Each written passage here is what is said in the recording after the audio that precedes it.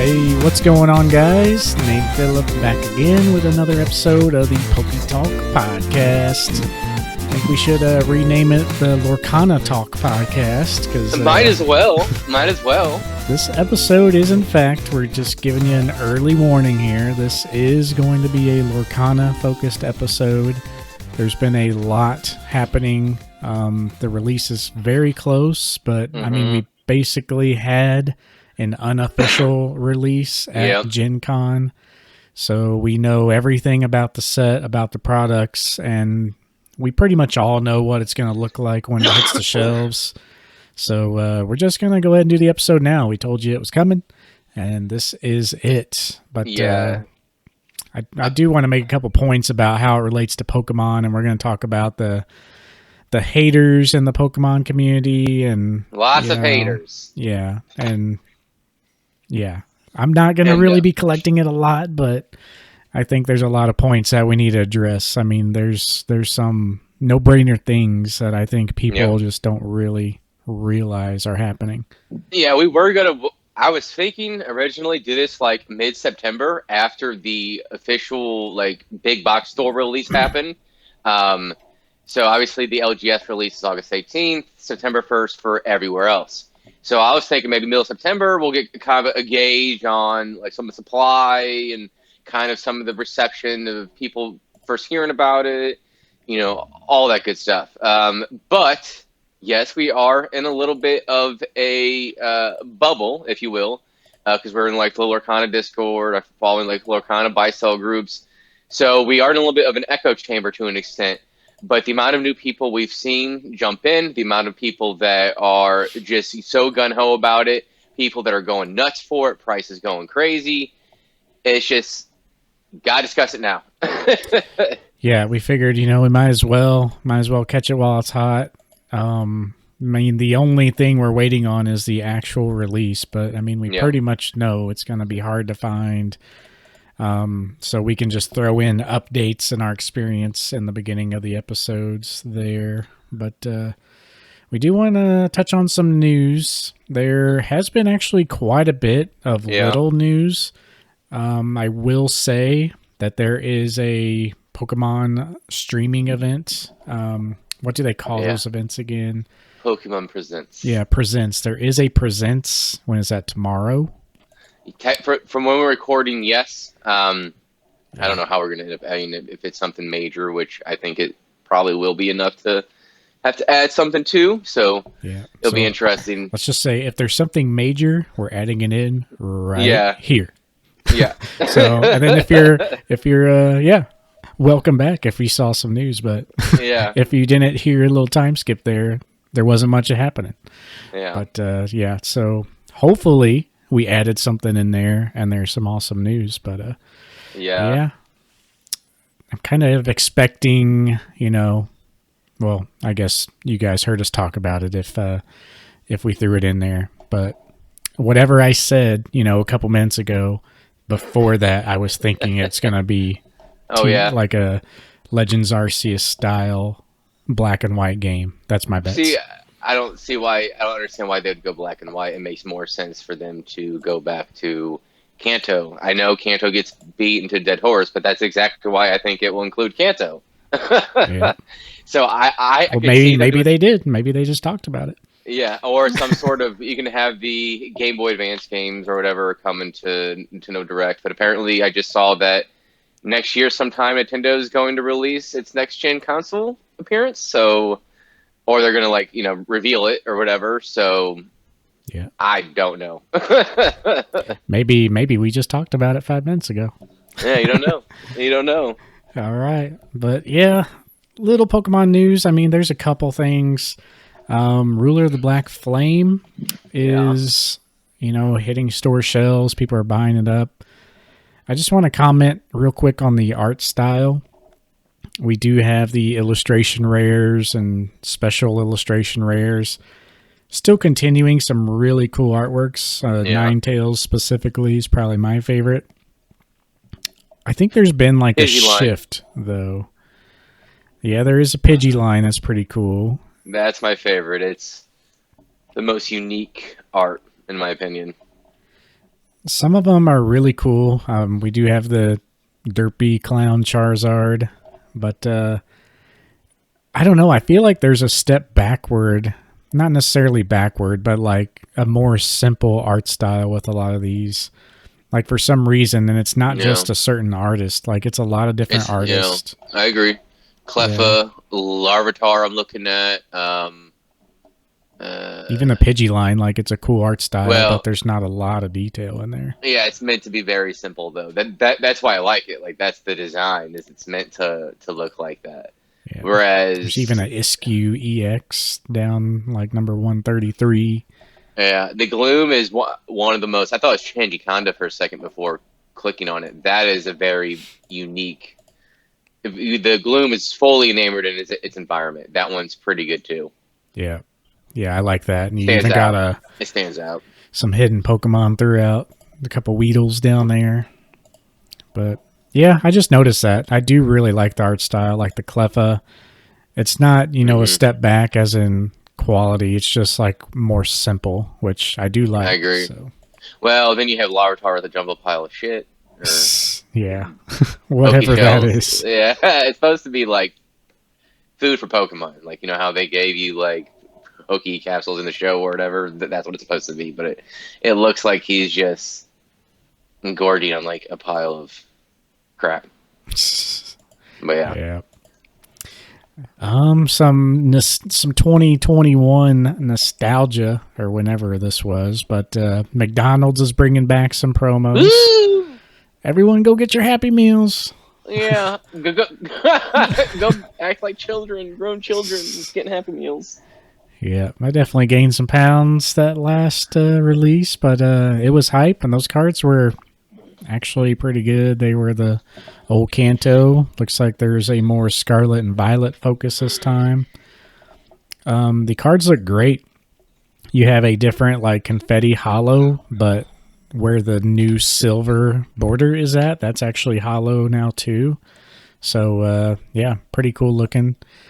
They're gonna be like stupid cheap, but yeah, I remember when people were buying these by the case or by the box, like out the back door of Walmart, and You got the stuff? Yeah, I yeah, got the stuff. like a box of a couple hundred or something for $1,000. It was getting kind of crazy, but it was just anything with that had Pokemon cards in it was just going nuts because first off, obviously getting product for a lot of folks was impossible, and anything you get your hands on was worth getting. And then it was like, oh, is it gonna be short printed? Oh my god, stalks. Yeah, if you see people posting for sale entire boxes of packs like this, I mean, yeah, I mean, just look at them now. These cards are a few dollars a piece. I think the Pikachu, last I checked, it was 40 back when things calmed down, like when they were at their lows, and I bought one at like 35, I think, just to finish my set. But yeah, let me actually Remember look when? that up. When was that? Well, do you remember when somebody bought a 10 for 10,000? If I don't, we don't know if that was a real sale or not. I guess I'll just say, but Yeah, that's sad. You can buy that Pikachu now for $15. well, a lot of people think it was manipulated because of this catchiness involved with it, but Well, there's that, and people were, like you said, just dying to get any Pokemon product. So even after these things had cooled down and I bought mine for $35, that's still a good little chunk of money, even though that was for the Pikachu only. But yeah, I basically bought that to complete my set, and then I sold those shortly after. And now for $15, I might buy one back. I really need to start a binder of just small cards that I like. I really need to do that.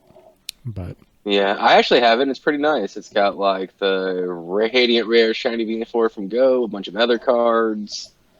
I ended up selling a decent amount, unfortunately. Well, not necessarily unfortunately, but to get some cash. And I figure they're so cheap, I'll eventually get some more back. yeah, or I need to just start a little stack of card savers, just tucking them away. Because, yeah, I do like a lot of these little cards. But, yeah. Other than that, I had a Celebration Fanfare promo was revealed for Yep. 2023. Different artists this year. Yep, these are just little fun cards with a lot of Pokemon featured and really cool artwork. It's in Japan. You have to get 30 championship points over the course of the season, and you'll receive the card in the mail. Which is pretty not much, honestly. Yeah. Yeah, it's going to be like, maybe, I don't know. If I had to put a price on this card raw, near mint condition, no more than 40, but probably like 20. I don't know. A lot of these cards end up like if you go to the 2022 one. I mean, they're not exactly dirt cheap. Here, let's see. Yeah, I mean, they're not like crazy those? expensive, but I thought they were a couple hundred. Looks like, let me see sold items here. Let's see. Fanfare promo. I guess I'll have to put in Pokemon there, but Pokemon Fanfare promo 2021, which that I would imagine that's kind of a rare one given the pandemic. A 10 went for 250. Well, raw is around 100. It looks like 120. So they have came down, or at least, or maybe it was the 2021 version. Yeah, it looks like the 2021 raw one is like $60 to $90 raw. Well, one just bought just while it was July for 200, 180 for July. I mean, it's a little more than that. This is 2021, 170, 200. Yeah, so that one's definitely more rare. Yeah, and then here's a 2022 one that's graded Gem Mint 10 that sold for 30. So a 10 in that is 30, but the year before is like 90 raw. So that makes sense with the pandemic. I'm sure that is probably, one of the rarest ones. Well, the one, which one are you looking at? I'm looking at August 5th. One just sold for 250 PSA 10, the 2022. There's another one. Another 250 August 1st. Are we not looking at the same card? 130 raw. Oh, you were looking at it's Thai. That's what you saw. Oh yeah. Yeah, you gotta watch that. And then you have the Jakarta, Indonesia is the one that sold for 30. Yep. So yeah. Gotcha. Yep. It's still relatively cheap though. So this one raw might be 40 to 50, I think, at its lowest. There's going to be a lot of people getting it. But yep, pretty cool looking card. Got the Charmander on it, so it's already got the Pikachu and Charmander text. I guess we'll just talk very quickly about the regional season. They did. Yeah. I guess we won't even run down the list, but no. They did announce the regionals for the end of this year into next year. It goes from September to May. So this is the Pokemon season. They have, everything for the US and Canada, Europe, special events, pretty much everything is on there. They released the dates, the locations, the organizer, the games. Pretty much everything in the US is TCG, video game, and Go all together. Closest one to us is, what was it? Peoria. Yeah, Peoria, Illinois. It's about 4 to 5 hours from here. Yeah, but that's coming up. That's like that's a month from now, or 2 months from now. Yeah, so they had, we were kind of discussing this. So they had a signing in Charlotte in March. They only gave a 6-week heads up. And Kuki Saito that was the same time we were in KCCon in September, right? Yeah, so that had occurred in September last year. I wonder if they'll get somebody at one of these events this year. But they gave only like 6 weeks heads up for the Hino signing. Yeah.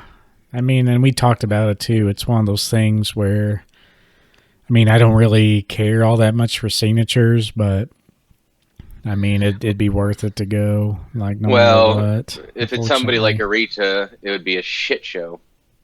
Yeah, Arita does do a lot of signings, though. He does. I mean, he probably makes more money doing that than doing art stuff. Yeah, like Arita by far does the most, but yeah, I mean, I feel like he's a classic, though. Everyone's gonna like him. He's a really cool guy. Or like if they ever got Kamiya. But it sounds like he's very against stuff like that. So, or not against it, but doesn't fit his personality. I don't think he likes doing it. Yeah. But yeah, that's about it. If you guys are interested, check that out. There's a lot of places that I recognize here, going to Pennsylvania, Illinois. Mm-hmm. You know, the usuals, California, Texas, Knoxville, Tennessee. That's kind of the most like obscure one. Indianapolis and Indiana. Like those two. Other than that, I mean, pretty much all the key places, you know, Charlotte, Orlando, LA, Toronto. But yep, should be pretty cool. But guess we should hop on into our main topic, though. Yep. So, Disney LORCANA. I guess let's just let's start this off by a general recap. You know, I was thinking about making a video on my channel about this and kind of doing the LORCANA timeline, right?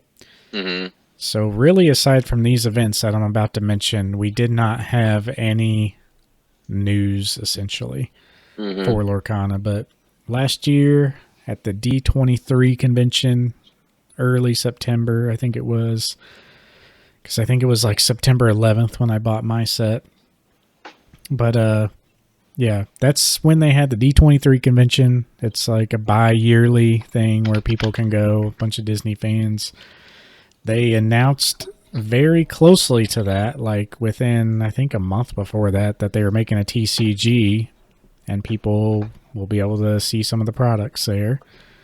Found out they were giving away Mickey promo cards in person, and you could buy the collector's set of 6 cards that, you know, we now know today is pretty much being the grails of the hobby so far and what is expected. For $49.99. Yeah, $50 got you one of those. But yeah, they're, you know, if this thing takes off at all, these are essentially going to be the grails, obviously. But yeah, you could buy it for $50. It was pretty much confirmed. You know, I don't really have much to back it up, but these Discord groups were very small at the time, and me and Phillip were in them, and Ryan Miller and a couple of the other guys who were actually on the LORCANA team, and Ryan Miller being the lead designer, he was actually active in the Discord group. So they were relaying a lot of information like that week of what was going on. And they said there was only 300 of these collector sets per day. So it was a 3-day event. So 900 sets. There was probably a few more, you know, for the staff and all that, of course. But I would say no more than 1,000. Then you have the Mickey promos.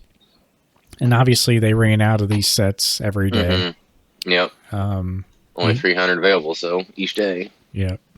There was actually a video of a box opening that I saw, which we'll get to. This guy was like the person in line where like he was at D23 last year, and he was behind the last person who got a set, and the people in front of him got 4. It was a husband and a wife and 2 kids in strollers. And they used the kids in strollers. They counted like 4 people. So they got 4 sets. So that would pretty much send me over the edge. It's like, yeah, all right. LORCANA was kind of in the wrong for that. I get it. They're kids. But come on. Do you need 4 sets? It's going to the parents. I'm sure the dad or whoever is dealing with the flipping is going to be the one in charge of taking care of all that.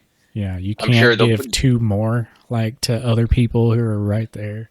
They would probably sell 2 or whatever, and then they would keep 2 for the kids, and that would be their you know, whatever. I don't know. Yeah, frustrating. But yeah, I'll get to him later though. But yeah, even the Mickey promos, they were rumored to sell out.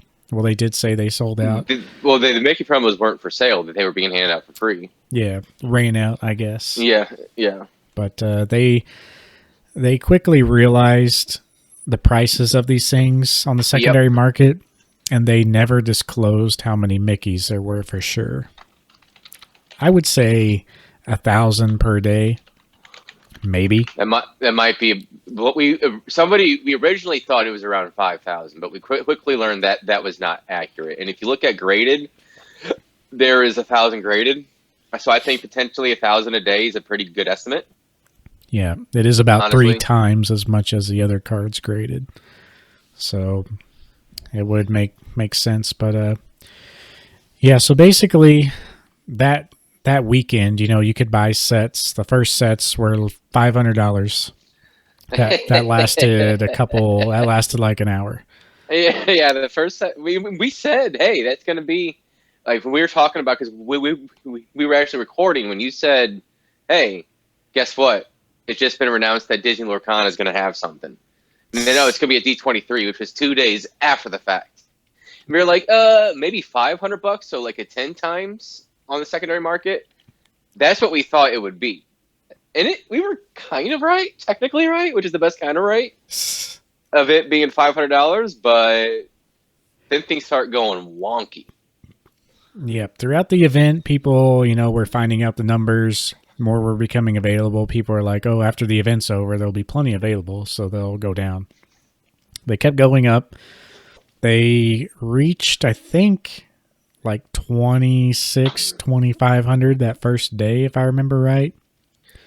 They did come down pretty quickly.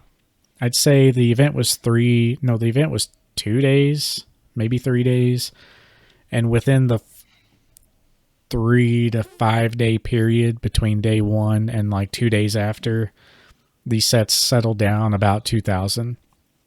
And about a week or two after that, people were kind of going back and forth, and they settled down a little bit more. But we did scoop them up pretty quickly. We both got our sets for under 2K.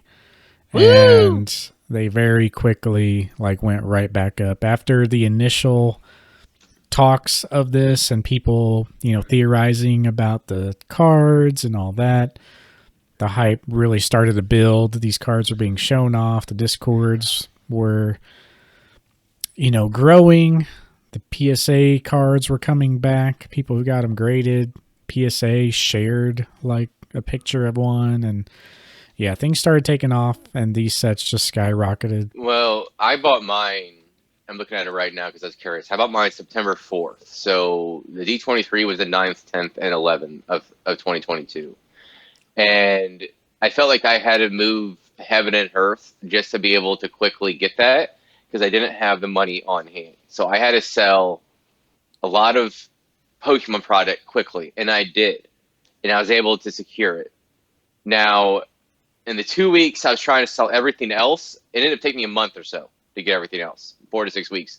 In that time, as Nathan was suggesting, it went from around under 2K to about 3 to 4K within a matter of just a couple weeks. And in that window, I could have bought another one if it was around 2K. But it was heart-wrenching. As soon as I got enough for 2K, it was up to 3K. I was like, oh. So I couldn't get in our set. But that was very frustrating. Yeah, I looked and I got mine September 11th. It was the 9th, 10th, and 11th. And I remember buying it just after lunch, but before the event ended. I was very strategic and I was watching them. And they were already settled down. So basically, yeah, they started out 2,400. They quickly went down to 26, 27, or 16, 1,700, I mean. Yeah, some did. And I was watching, we were both watching like a hawk, and you could see them mellow out, and then you'd see a couple sales for 1,800. Okay, 2K, 1,750. Here's one for 2K. So they were not going down anymore. And basically, I made a decision on the last day of the convention. It's I need to buy this before that convention ends, because as soon as that last one is sold on the last day of the convention, people are going to freak out and oh, I didn't get one. I need to buy one quick. And that's pretty much what happened. They were kind of steady for a little bit. They went up to 2K and stayed there for a while, I think. It was just a couple weeks. And then it started going up. Then it quickly went to 2,500 to 3K. And then it was quickly up to 3,500 within a matter of like a week and a half, if that. But like, I just remember it was about 2 week period. There was a 2 week period. I was trying to get another, and you know, in addition to all this, people were literally not paying attention to the sets they were buying. They were a lot, as we kind of figured, Disney's going to bring in a lot of new blood to the TCG world. We've kind of already seen that before, and we'll kind of get into that a little bit later about how people have no experience with TCG. Well, a lot of people were buying from eBay sellers with no review ratings, a -1 review rating because they canceled an order on one of these things. Yes, a -1. You know, it is one of those things where it's like people weren't even thinking, which we've also seen already with the pre-release. And people are getting kind of burned in some of the quality of some of these cards. You know, I'm pretty fortunate. You got, what, 5 out of 10? Yeah. You know, and I got obviously 6 out of 6 in a PSA 10, which, you know, very lucky. I had 3 out of 10 and then 1 out of 9. Yeah. Yeah. And then, what was it? Was it the Elsa? The Elsa was a 9. I had 4 that got a 10, and the Elsa and Dragon got a 9. But I kept those. Obviously, things went on, much more. And yeah, that's pretty much D23 wrapped up. And that is really the only news we had until they revealed the products themselves. So during this whole next year, up until last week, they've been releasing, card art here and there. They released the product images, booster boxes, the gift set, the Lumineers Trove, they call it. They got a really solid lineup.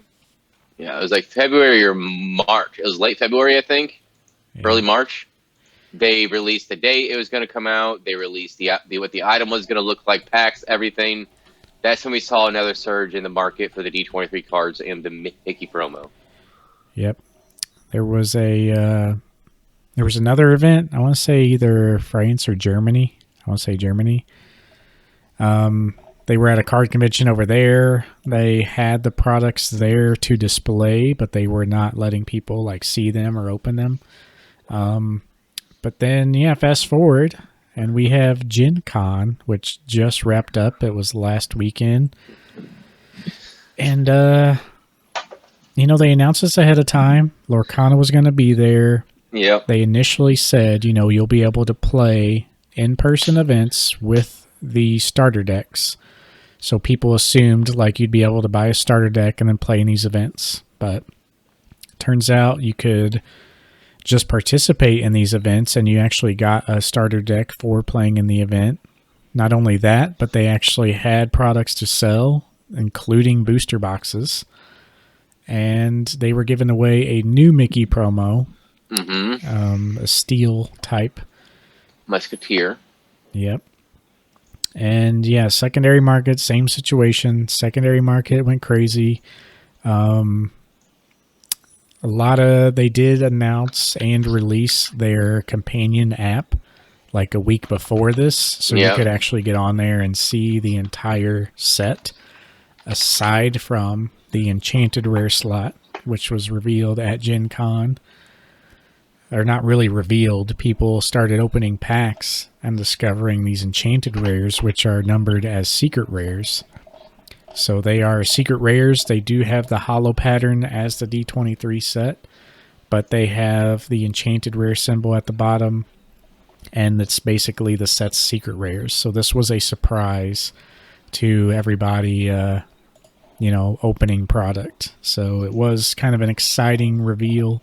Just that they kept it secret, and then, it came out at D23. People found out who were opening packs. But, there's actually plenty of box openings out there on YouTube now. A lot of people pulling these cards. The pack layout is what I was most impressed with. It's a really satisfying pack layout. It's basically kind of like Magic, but you get 3 hits in a pack.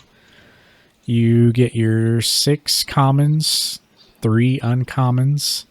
Then you get 2 rare slots So instead of one rare slot in a foil, you get 2 rare slots in a foil. And in that rare slot, or both the rare slots, you could get a rare card, a super rare card, a legendary card.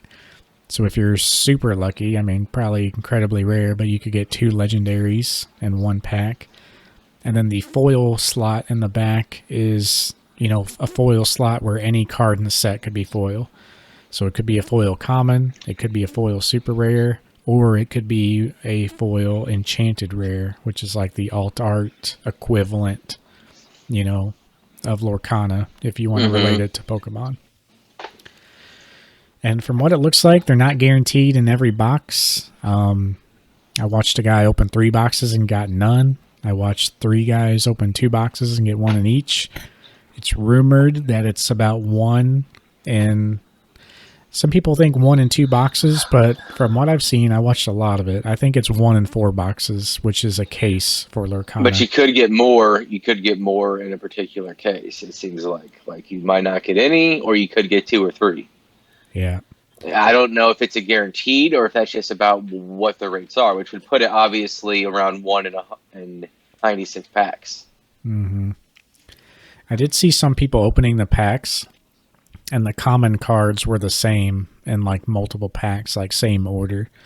So it looks like they're seeded on purpose to like have at least certain common cards in certain places. And people assume that's for like drafting purposes, like to where if you do a draft with these cards, you can build a deck that, makes sense.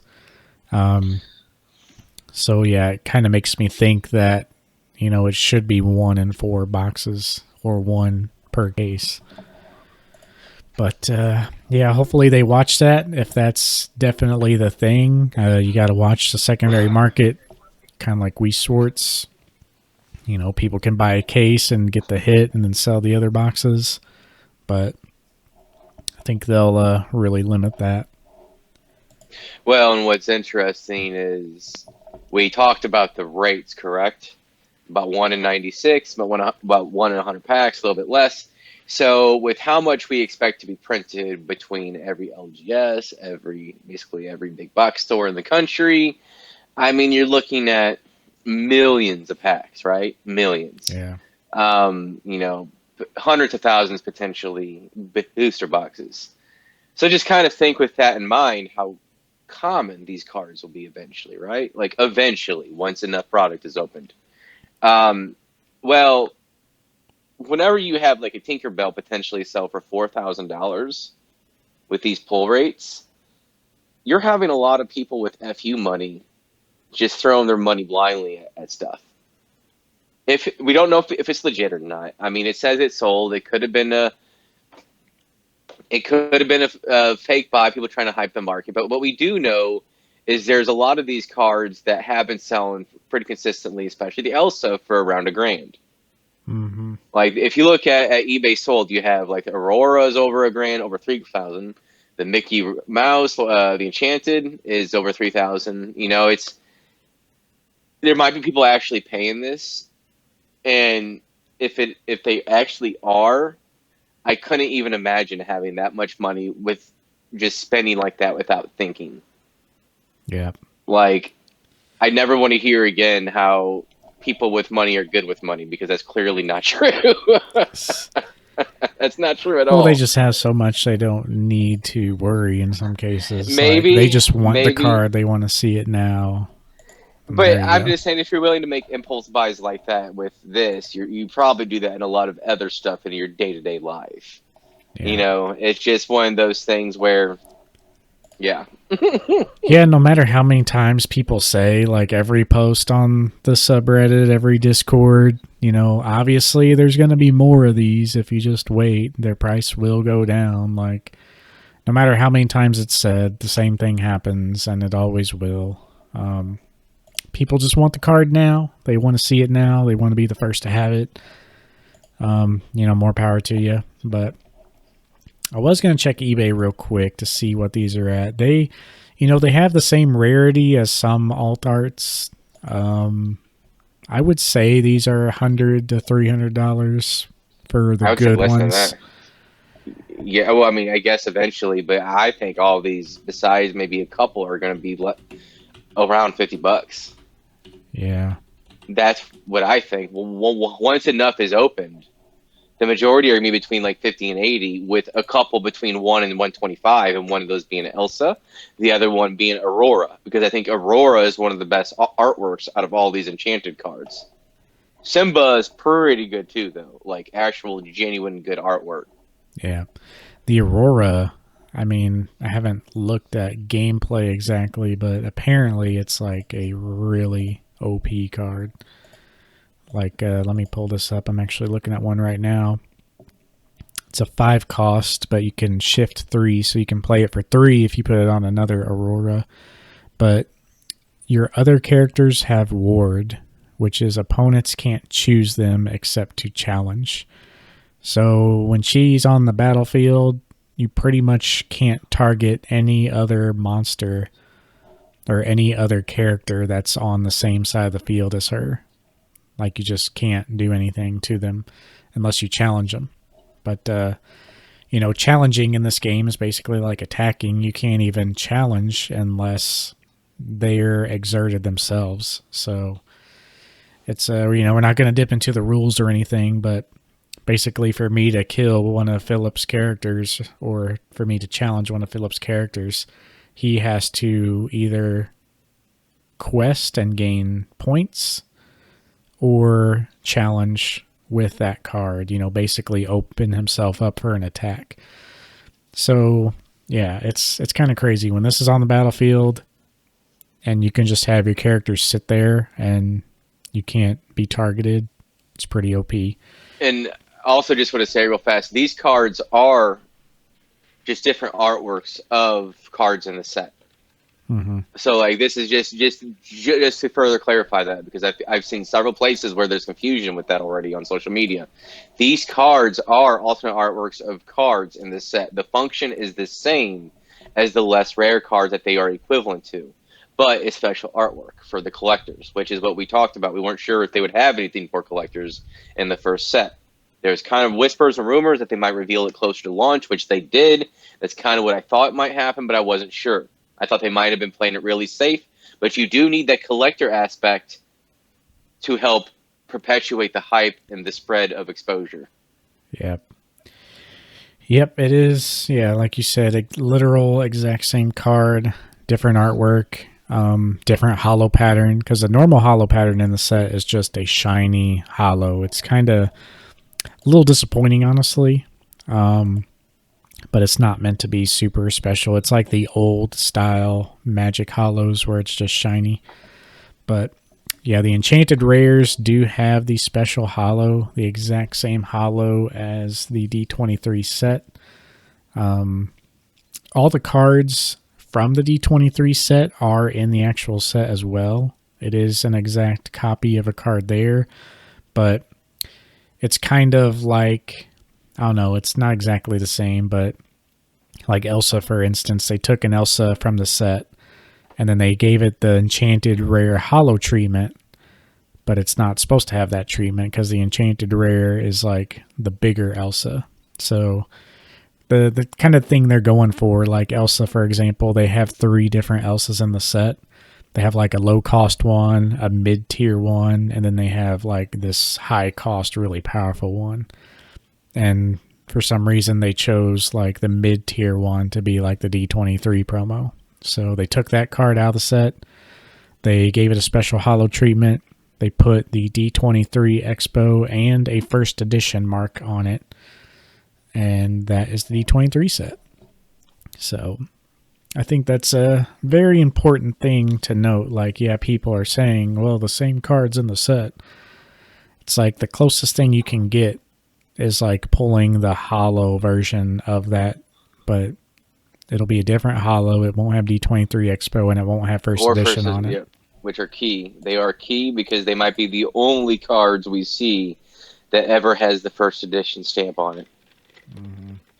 That is something that's going to be very important because they will be every card, even the like Hook, one of the less desirable cards. That card, just because eventually, assuming it's as successful as we believe it is, and it looks like it will be, it's one of those things that eventually people will catch notice of those cards. I think you're going to see a little bit like the Pokemon 2020 hype in some regard. People jumping into the hobby, having little to no knowledge or experience within TCG, just blowing money on seal product, blowing money on opening, just and thinking they're seeing these prices, they're thinking, "Oh my god, look how expensive it is." And obviously, there is going to be a hype with these prices, much more expensive than they should be, because like I said, I think 100 $125 max for any of these alt arts. But because of the demands going to be so high and the naivety or slash ignorance, however you want to say it, is going to be also very high. People are going to be paying egregious prices. It's going to take decades for the cards to ever come back in value that you're going to see at these cards. Yeah. I do really think, though, the enchanted rares, I mean, if it's successful, I just look at Pokemon like they're going to be as important as alt arts. And Yeah. even in Pokemon, you have the special arts, or you have the art rares, and then you have the special art rares. So you almost have two tiers. So this is basically like Pokemon cutting out the art rares and only having the true alt arts. It's Well, kind of like Evolving Skies if you took out all the V cards, like, I you know. I can see them once they become more established to increase the rarity for collectors. This might be a couple years down the road, though. I could see them potentially making something equivalent to not as crazy as like the alt arts we saw in Sword and Shield, like like the Umbreon, like 1,000, 1,100 packs, whatever it was. I don't think we're going to necessarily see something like that, but I think we are going to see closer to what we see right now, with the top ones being like 1 in 400, 1 in 450 to pull. I could see a push towards that level with better art, because I think of these enchanted rares, I think now the hollow and the aesthetic looks great, but some of the art is kind of lackluster, which isn't necessarily different from Pokemon's first set. Yeah, I know people want to say it's amazing with art, but no, it's pretty basic. It really is. A lot of the art has become iconic, and it has kind of changed the narrative around it. But in and of itself, I mean, maybe the Charizard, but if you look at a lot of those from base set, they're pretty plain Jane. Yeah. They really are, and I think people are like expecting some sort of crazy background, in depth artwork. I think they're going to play it safe with the alt arts in the first set, and first several sets actually, first year.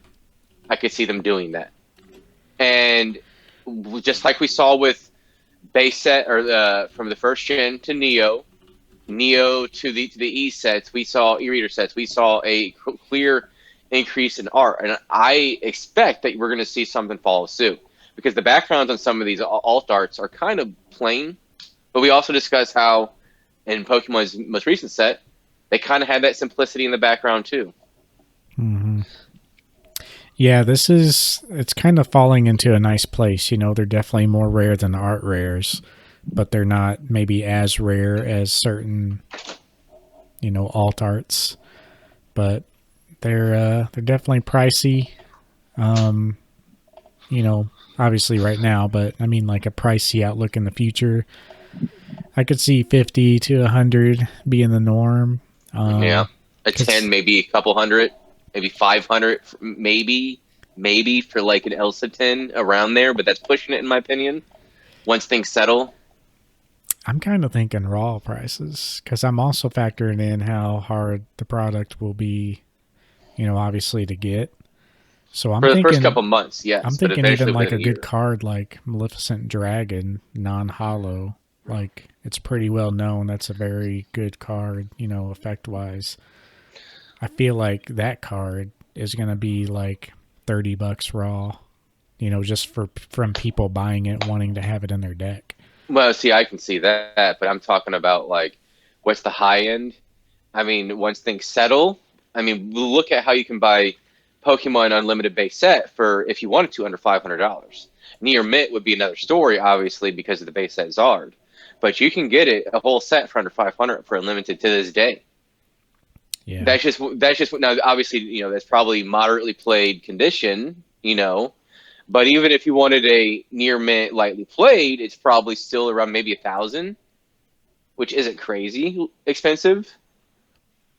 So it's just Someone just put up an Aurora Enchanted Rare for $500. Buy it now. well, there's a soul listing of the Aurora and Elsa for $2,000. I know this is like one of There's the. a sucker born This every is minute. not cheap, but it's one of the cheaper ones. It's a new So listing, like it literally went up, and I bet this is probably sold very quickly because people are still somebody, buying these up. I mean, yeah, there's a Stitch for $1,000, which isn't good. It's gonna be the Elsa. People are gonna think, yeah, I see the one of these CF 500. People are gonna think the Elsa is gonna be the it card, but no, if people were spending money on this, that money could be better served on the D23 cards because once the dust settles. So here's kind of something I think with the D23 cards. Once people kind of become more familiar, more knowledgeable, realize the D23 cards are the creme de la creme. I could see several things occurring. Obviously, we've already seen the D23 cards go back to about their March to April highs, right? More or less. But it's like an approximation. Well, I could see them steadily increase the next few months, but the hype being around the actual set cards. And then I could see within a year, I could see another surge in the D23 cards. I could almost see like a slow trickle, something we kind of saw with the Japanese promos, right? With the Yeah. hype. I could almost see something like that occur. Now, it'll be interesting because I was thinking it'd be all at once, but, after kind of seeing things, seeing how reality's kind of playing, I think it might take a while for the D23 cards to reach their new highs. And eventually their floor is going to be higher than whatever they are right now. Yeah, and I think once people like realize the holo is absolutely amazing. It is my favorite holo that Pokemon has done as well. They did it on some Sun and Moon promos. Once they see how cool this is, there's going to be people who want to collect all the enchanted rares. Yep. So The whole set. The whole set.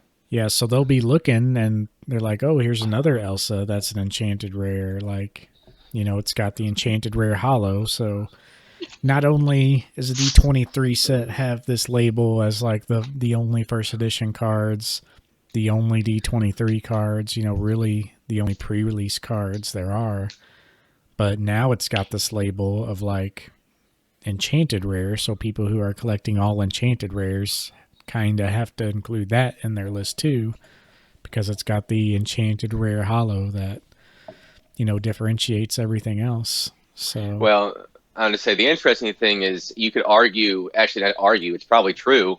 Disney, as far as collectors go, I mean, maybe after sports collecting, Disney collecting, I can't say definitively, right? This is kind of all just like a hypothesis. I would say maybe Disney would be right behind that in terms of collecting. Could you think of anything else? I would say it's higher than coins, I would think, or at least the fervor is higher than coins. Say it one more time. So would you say as far as like collectible markets are concerned, Disney might be one of the most collectible markets in the world or of any hobbies? Yeah, for sure. I would say sports is probably number one, but then I would say maybe it's Disney and then Pokemon or around there. Thing is with Pokemon, you have the Pokemon cards, obviously, but Yeah. there isn't much merch compared to cards or other things. I don't know. You got clothing, you got plushies, They're you got just now kind of capitalizing on all that within the last 2 years. Like, yeah, that's true. That's they've true. really revamped it, so now, yeah, they're on that path. But go look up videos of D23 and try to find a video. It's pretty easy, but find a video where someone's walking on the show floor. Like, we've talked about this. Listen to my words. There is so much random, stupid shit that Disney produces, and these people go crazy for it. The pins, just the pins. Just imagine like a Collecticon or bigger convention center filled with vendors like you would normally see, but every single vendor is a Disney theme. And every single vendor just has walls and walls of backpacks of cups, of Disney pins, of little cup holder mats, of coffee mugs, of oven mitts, literal garbage in some sense. Like I saw this one person, they got a tumbler cup and one of the letters was already coming off, so they went over to the return table and they're like, I was so excited for this mug and it's just really disappointing to get this mug after waiting for an hour. And And pay $50 for a mug that was made in China. I'm like, oh my gosh.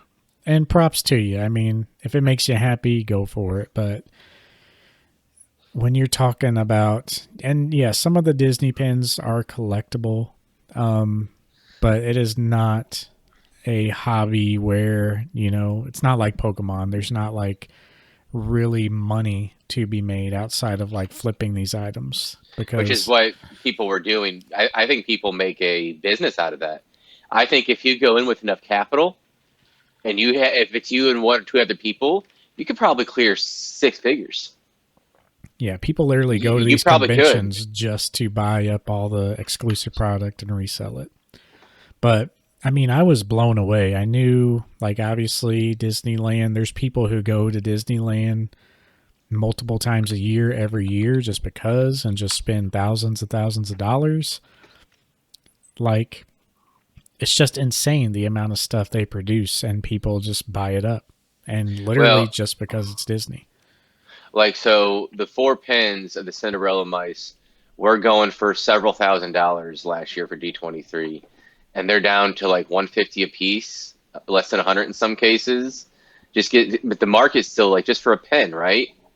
Like $100 for a pin Yeah. that they probably paid $5, $10 for, and this is like a year after the fact.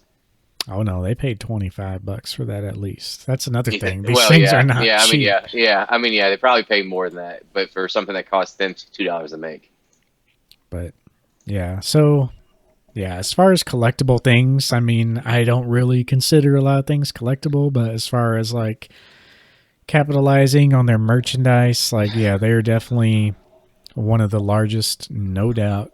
Um, just apply that to a card game, and I mean, the writing's on the wall. With the It's collection is a part of the aspect, like it's built into it.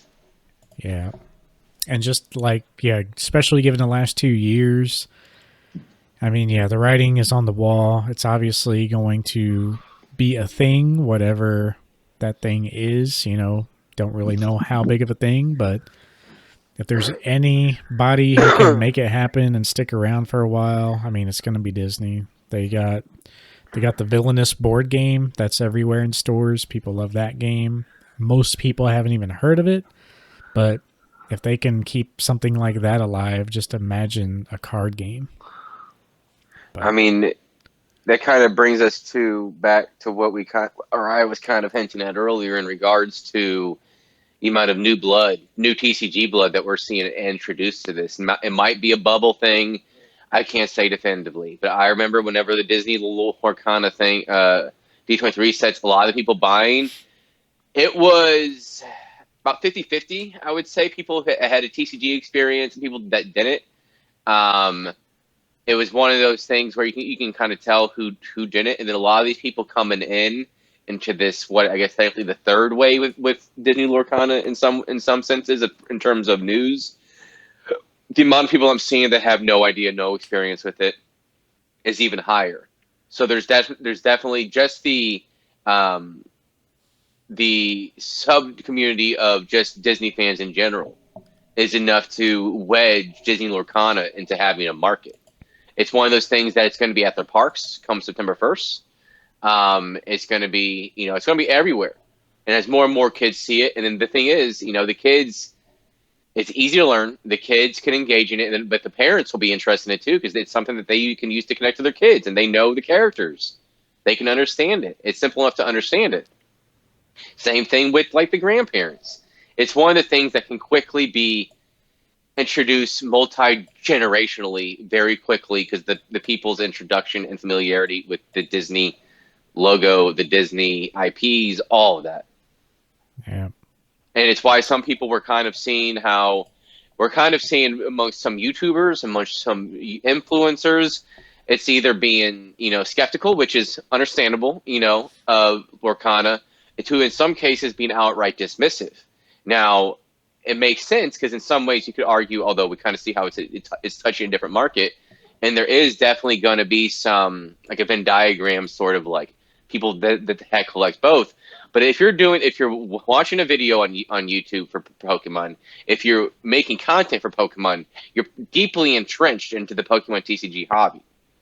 So the chances are you're going to see anything outside of that, but you're probably going to be skeptical or disinterested in it because let's face it, a lot of us people our age is tied to nostalgia. Yeah. The Pokemon collecting is. So of course, something that may not be as closely connected to as like Disney, even though we all grew up with Disney, right? The connection to it and association with it might not be as significant for people doing Pokemon as for people that might do Disney. So there's going to be a little bit of a disconnect there. But I think the people outright dismissing the potential for Lorcana are being, willfully ignorant at worst, at best being unfamiliar with how it might interact and don't want to touch it with like a 20-foot pole because they don't really care enough. It could be either or. Yeah, a lot of people I see, a lot of people are aware of it. A lot of people are asking, oh, what do you think of Lorcana? But not a lot of people are, actually doing the thing. We're obviously in it for a very cheap price, so it's like, hey, pretty easy. Free card. Yeah. Free tennis card. It's pretty easy for us to, talk highly of it. And, yeah. Of course, people are going to say, oh, you're just talking about it because you have the cards. I'm honestly considering, like, not even, my original play was sell these cards, put it back into Pokemon, but yep. I'm honestly, unless we just see a super hyper inflated bubble where I think I could buy these back, 3 months later, I probably just going to hang on to these for a little bit because it's looking better than I even thought. Like, yep. I really think it's going to be something good. I've changed. Yeah, I'm sorry. I was going to say, I'm not going to be collecting it heavily or anything like that or opening booster boxes. If I found a booster box out in the wild, I would probably want to open it just for fun. Obviously they're going to print this to the ground. Boxes will always be worth something, but I don't think it's worth holding on to it. Nope. Revisit that idea in like 6 months to a year, maybe, like when, maybe they're not printing it anymore, maybe revisit that idea then. If it's really taken off, sure, people are going to want to open this box 20 years down the road if you think it's going to be going strong in 20 years. Well, but there's going to be better plays. Yeah, because let's kind of discuss the elephant in the room when comparing Disney or Pokemon sealed booster boxes and Lorcana. So first thing and most obvious answer is nobody thought Pokemon would be what it was today, so few people kept the product sealed. Now, yeah, the first edition, but here keep in mind, the first edition is like $250,000 or whatever it is now. I know it's fluctuated a bit after the hype, but the unlimited box can still be had for $15,000. Okay, yeah. $15,000 after another burn rate that was the 2020 hype. Let's just kind of keep that in mind there. So if that's what Pokemon boxes had, when nobody thought it was going to be worth anything to keep it sealed, what's the price for a Disney First Chapter box going to be when everybody and their mom's keeping it sealed like people are in the Pokemon hobby? Modern Pokemon. Yeah. Yes, Disney has a huge reach. It does. And it could have potentially as much as Pokemon. I don't want to say more, but as much. Because I don't know what a market like that would look like. But, you're looking about as much. So, realistically, in 20 years, in my opinion, you're looking at the equivalent of a third to a half, if not less, of what an unlimited box is right now. I saw this post. I actually just looked it back up. It's from TCA Gaming. This was 2 days ago. He shared a picture of a base set booster box. And, he's got a few of them in the background there. But, He said, "This is a bestseller nowadays, but there was a time when $25 for the entire box was the price. That was the public price, so I imagine many people were able to get them for even cheaper." So just imagine a base set box for $25. I mean, I would say if Lorcana ever went that cheap, go ahead and buy a couple boxes, right? Well, yeah. I mean, right? Yeah. I mean, It's if it never ever going to got, happen, but I could see it being printed to the point where I think you're looking at 150, 200 probably being cheapest for the Disney Lorcana first chapter. Like, the reason why people left the hobby, right? Well, with Disney being how it is, I could see them keeping that interest rolling, just like Pokemon can as well. yeah, and I think, I think 150, like, we could get to MSRP, which is only like, what, 120, 140. But yeah, I think 150 will be the mark. These boxes will still be sought after, just from the sheer amount of people, like you said, keeping them sealed. That's going to take up a lot of the demand.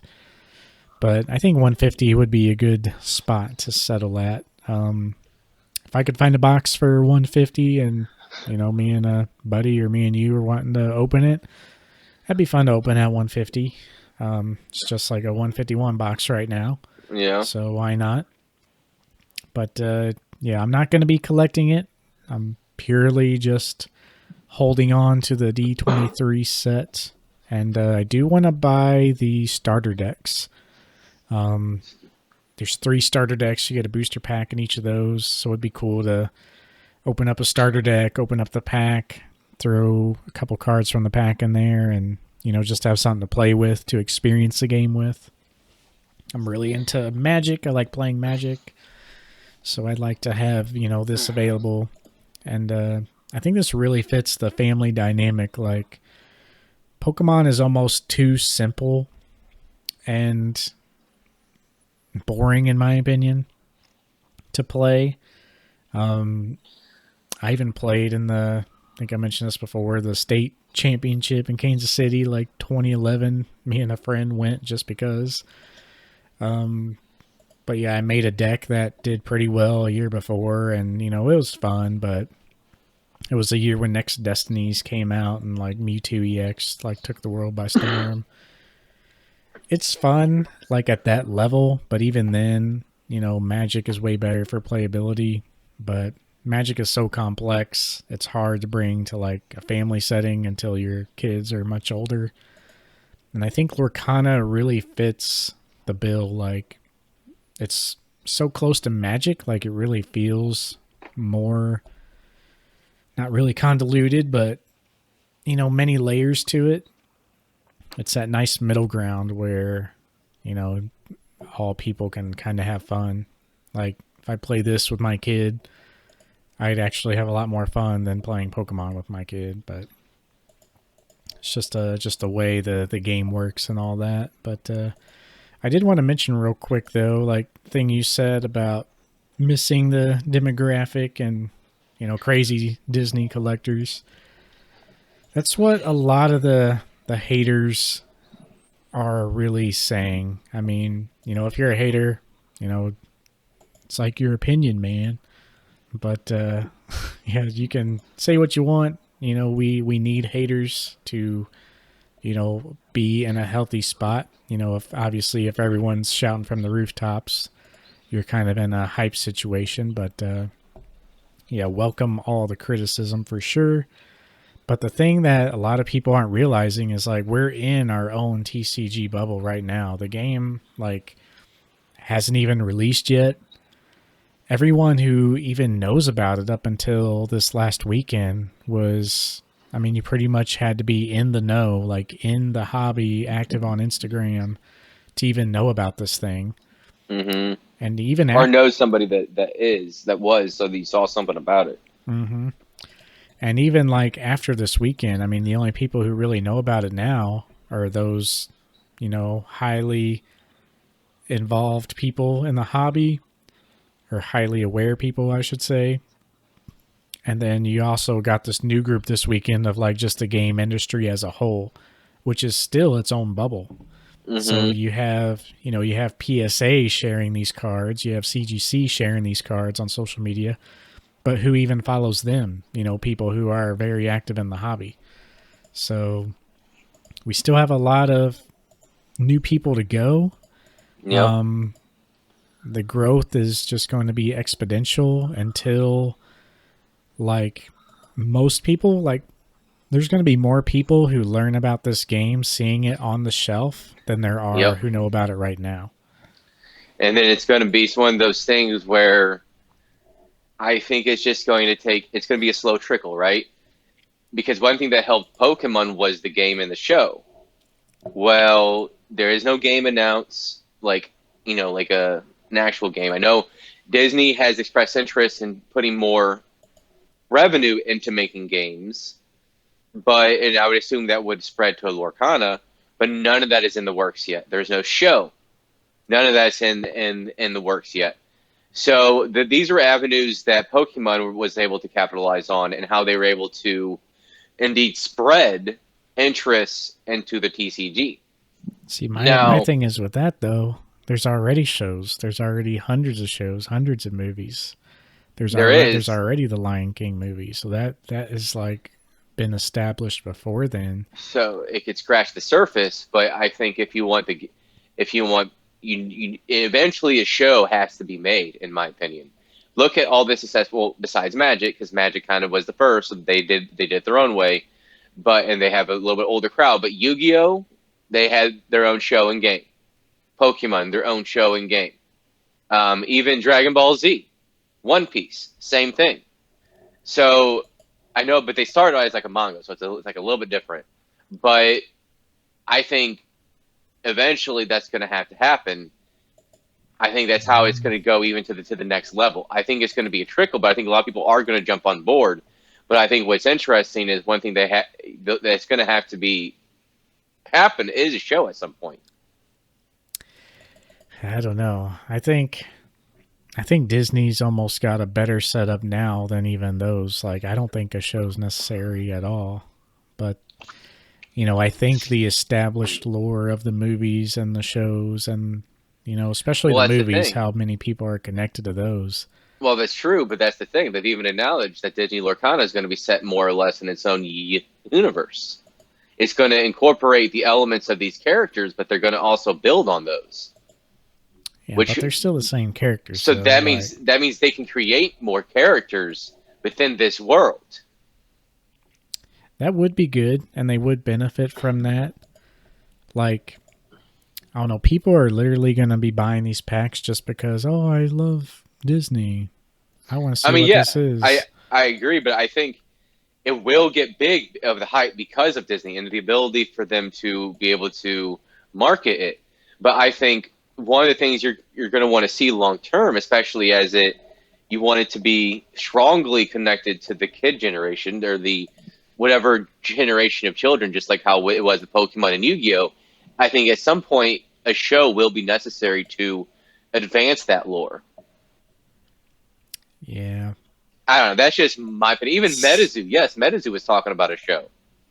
I think it would help, but I mean, let's just say Lorcana, is fast forward to 2 years from now.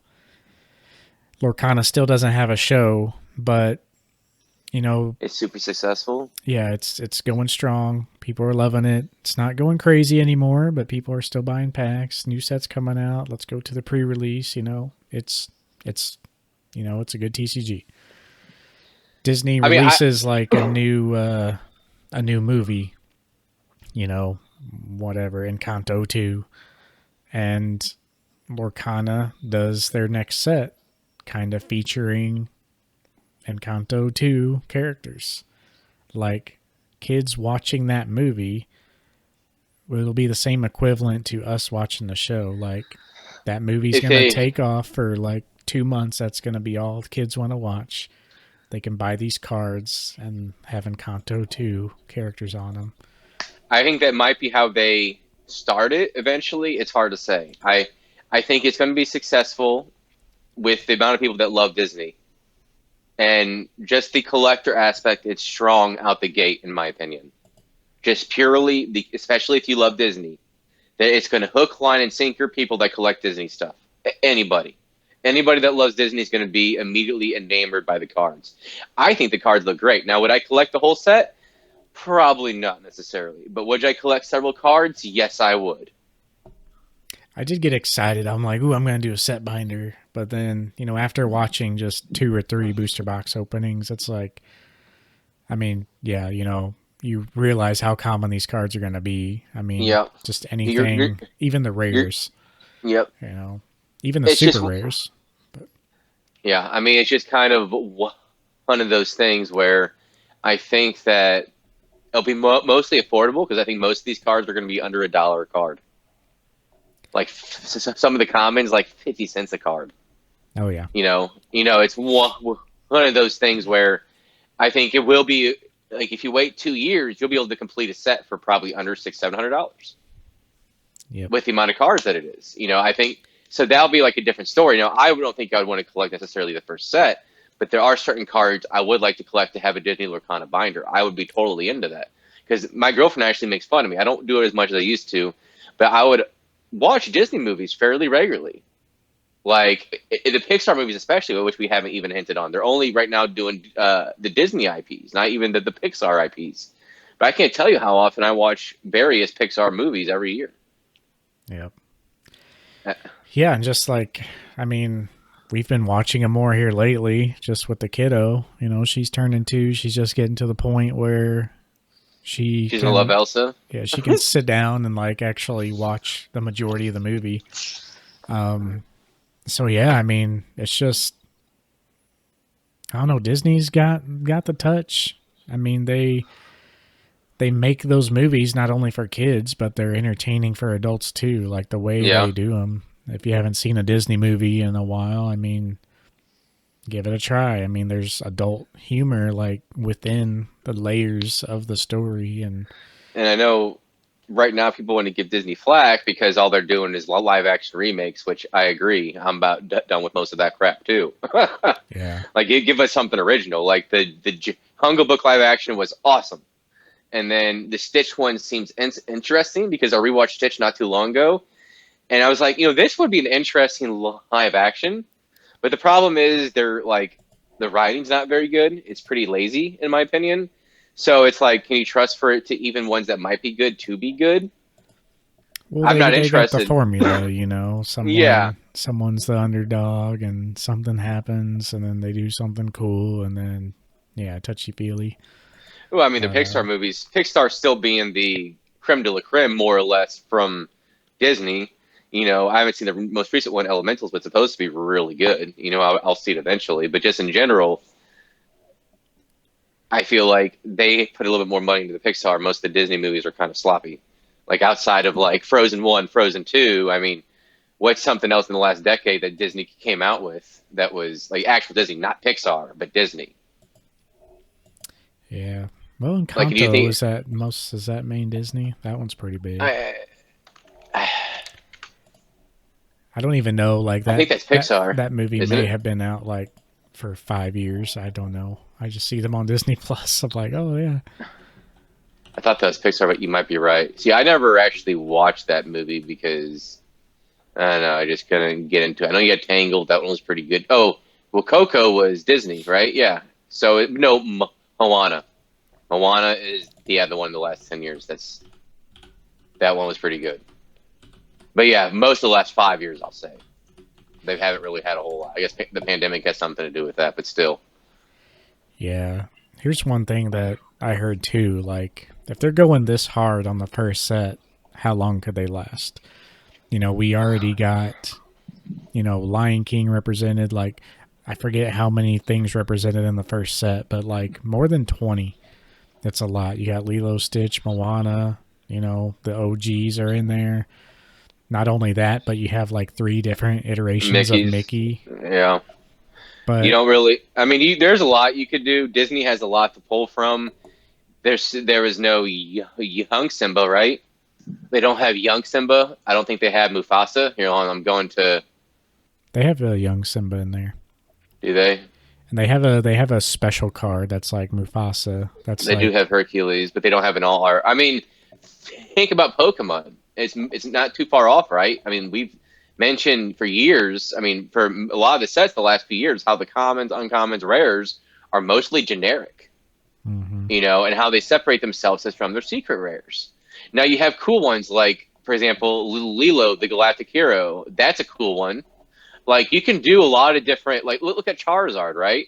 All the different little hell. Even the most recent one is still people are going crazy for it. It looks like trash. Yeah. I think you're going to have a similar fervor. Everything you can say, like, oh, how long can they sustain it? Just look at Pokemon. It's no different.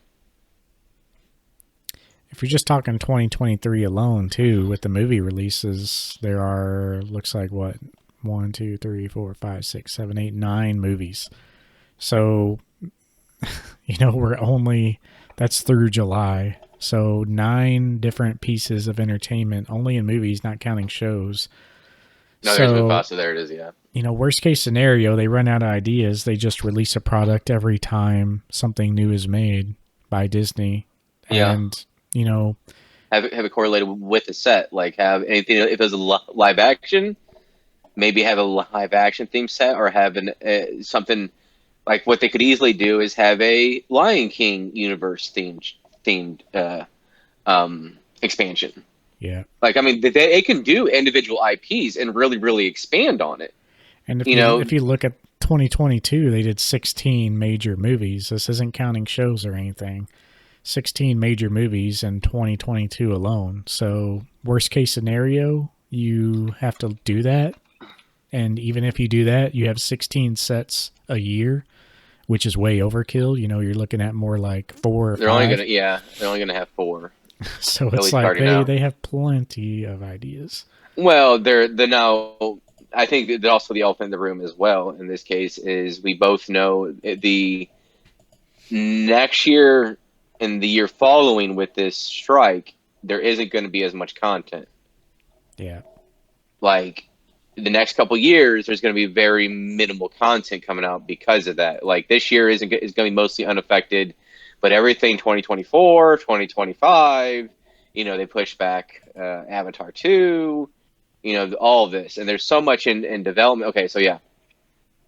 So Yeah. they have. Let's see. Let's just look at the untitled. There's one, two, three. Yeah, there's only two untitled. Everything was pushed back. If you look at Wikipedia, to basically late 2024, and it's 2025, 2026 is when things are expected to get back to normal. But if you look at next year, they only have. Well, no, never mind. Hold on. There's one, two, three, four, five, six, seven movies within the next year and a half or so. Yeah. There's a Mufasa, The Lion King, Inside Out 2, which I'm actually pretty hype on that. The Elio movie looks good, and so does the Wish movie. Both of those look good and look semi-unique. So, but yeah, I mean, like you said too, they can correlate it with that as well for a movie like Frozen 3, right? Oh, here we go. They've already made it. Already had like 6 Elsas already printed, but I think what you're going to see is it's going to be pretty much all the IPs more or less in the first year, I think. And then I think after year 1, you're going to start seeing specific sets or like theme sets in some regard to maybe not themed in terms of IPs, but themed determined in like setting, feel, all of that. Yeah. Because they like they have the Dreamborn and like Loreborn as well. It's like they already had the material there to advance on the lore and create new characters. And I think that's going to be interesting if they do that, and how that's going to be adapted to the media aspect, like TV, television, movie aspect of Disney. And I do think once it gets as successful, or if we believe as successful as Pokemon is, it's one of those things. Can we see a lot of correlation, like movie promos, right? Oh, Frozen 3's coming out. Here's your movie promo, just like Ancient Mew. Yeah. Yeah, I think that is right too. I mean, we might just be seeing such a variety because it's the first set. But yeah, maybe they like focus in more, set 2, set 3 on a specific theme. But yeah, it's pretty much expected they have endless of content to pull from, when Disney's actively releasing new stuff more than they could produce sets. So, Yeah, I think they'll be more than okay. And I just also kind of want to say, what was curious, we just didn't quite touch up on it real fast. So, like the Mickey Mouse Musketeer promo. It was interesting because it followed a similar pattern as the Mickey Mouse promo. Obviously, there is significantly more of the Mickey Mouse Musketeer promo, but I thought what was interesting was it followed in some ways a similar pattern to the Mickey Mouse Taylor promo. Started off at like a ridiculous rate, 1,200 for the Mickey Mouse Musketeer. On eBay, it's already down to 80, $90. I bet by the end of the week, we're probably down to 40. On Facebook, you can already see people trying to sell them for 40 or 50.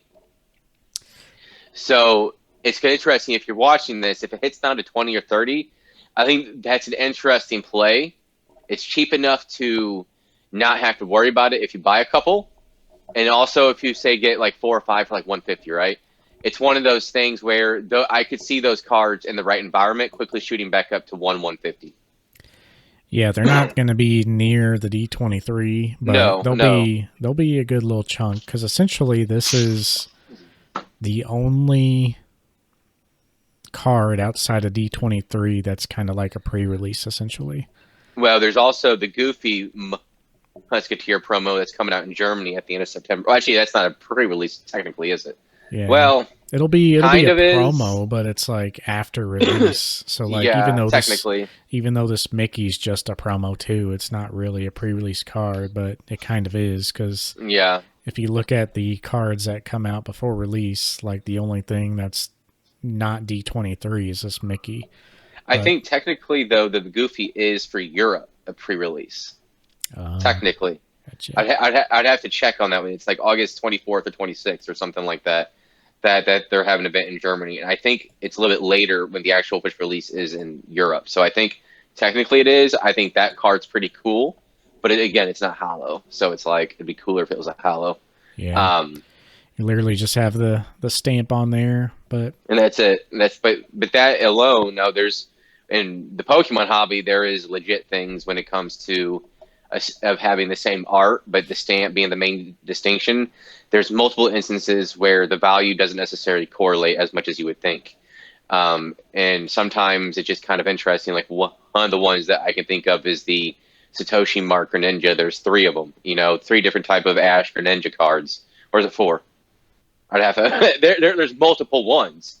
And the one the TV Tokyo one that has the TV Tokyo stamp, that's like only 100.